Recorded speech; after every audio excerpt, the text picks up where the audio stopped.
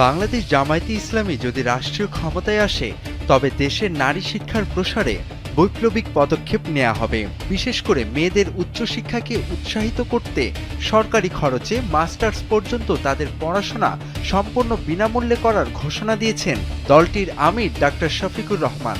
শুক্রবার রাতে কুমিল্লার এক নির্বাচনী জনসভায় প্রধান অতিথির বক্তব্যে তিনি এই প্রতিশ্রুতি দেন। স্যান্ডেলিনা সো, রূপচর্চায় আভিজাত্য। বক্তব্যে ডক্টর শফিকুর রহমান দেশের বর্তমান রাজনৈতিক সংস্কৃতি ও বিদেশে অর্থ পাচারের তীব্র সমালোচনা করেন। তিনি বলেন, আমাদের কোনো মামা খালুর দেশ নেই, বিদেশে কোনো বেগম পাড়া নেই, আমাদের একটাই পরিচয়, গর্বের বাংলাদেশ। ভোটাধিকার ও গণতন্ত্রের প্রশ্নে কড়া হুঁশিয়ারি দিয়ে জামাত আমির বলেন, জনগণের ভোটে হাত দিলে বাংলাদেশের যুবকরা সিংহের মতো মাথা উঁচু করে প্রতিরোধে দাঁড়াবে। তখন তাদের আর রুখে রাখা যাবে না। নিজের ভোট ছাড়া অন্যের ভোটের দিকে হাত বাড়াবেন না।